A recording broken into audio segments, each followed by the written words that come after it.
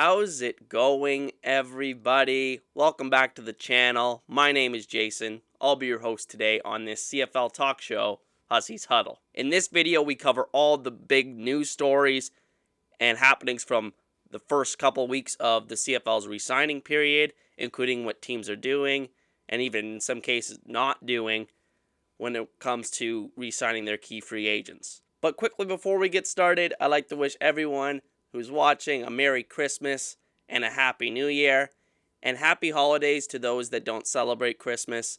I know it's been a tough year, but we're all soldiering on and looking forward to a better 2021. With that said, let's go and get started.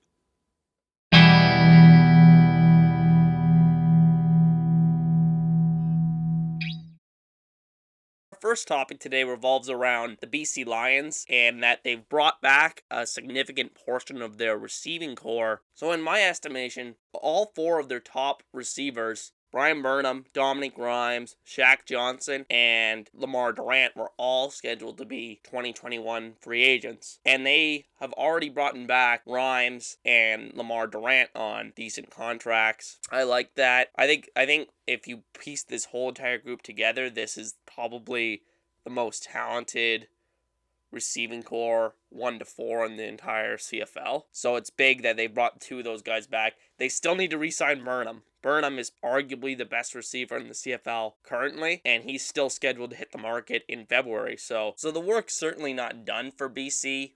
But bringing back Rhymes and Durant is a great start for this group to have a bounce-back season in 2021. The next topic I want to talk to you guys about is the general trend of quarterback salary cuts around the league. We've seen this early on with Cody Fajardo and Vernon Adams taking pay cuts relatively early in the free agency re-signing period. But in the last couple days, last week or so, we've seen a lot of other guys do it, like Bo Levi Mitchell, Mike Riley. Trevor Harris did it recently a couple days ago. And I saw something interesting on 3downnation.com that some insider pointed out that the teams that have that quarterback restructure already completed, they have been more active because they can actually project how much they're able to spend on players in this financially tightened CFL reality right now. And I just also want to add that I'm relatively surprised how quickly these all came together. Quarterback salaries in the CFL actually took a massive jump in the couple seasons prior to 2020. And so I'm surprised how quickly the CFL quarterbacks in the league have, and how easily they've backtracked on that. But I guess that really speaks to the financial situation and reality that we are dealing with right now. Next, I want to talk about the Hamilton Tiger Cats. So over the first couple weeks of the re-signing period, we didn't really hear much news out of Tiger Town. Just a extension for national defensive back Mike Daly, until just this past weekend, or around Christmas, they re-signed in back-to-back days Jalen Acklin, who was the CFL's most outstanding rookie last season, and Braylon Addison. Addison returns from an NFL stint with the Minnesota Vikings, and he's honestly a guy I didn't really account for coming back, honestly, because I thought he was going to stick around on a practice roster in the NFL for a while. But Hamilton, huge win here. They bring him back. He's a legitimate number 1 to 2 receiver in the CFL. Swiss Army knife type of player they can even hand the ball off to in the backfield.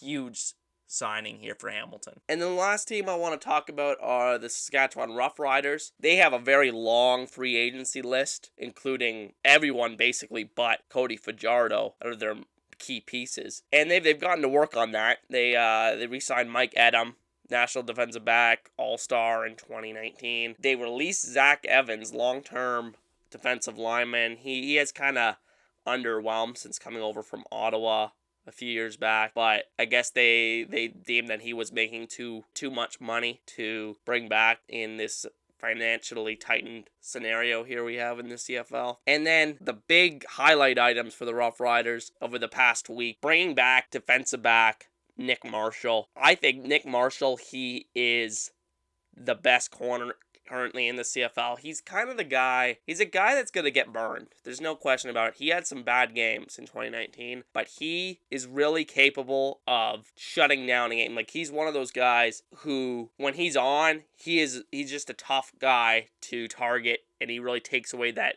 corner of the field that would really help you win football games. He's also a guy that when he gets an interception, when he gets the ball in his hands on occasion, he can actually do something with it. He's very athletic for the CFL level, and I can't understate how important it is for the Rough Riders to bring him back. And ditto, Shaq Evans, their number one wide receiver, and this is really gigantic. And this was, I would venture, re-signing Evans is going to be the single most important re-signing of the entire offseason. Not even just Saskatchewan, the entire CFL, because Evans really made that Saskatchewan offense work. And having Evans back is really going to help Cody Fajardo avoid any sort of hangover that he's had from his very successful first season as a CFL starter. It's just so crucial to his development. He's such a crucial part of the Saskatchewan offense, and to me, it's the biggest re-signing we've seen so far. It's hard not to like the Rough Riders going into 2019, given that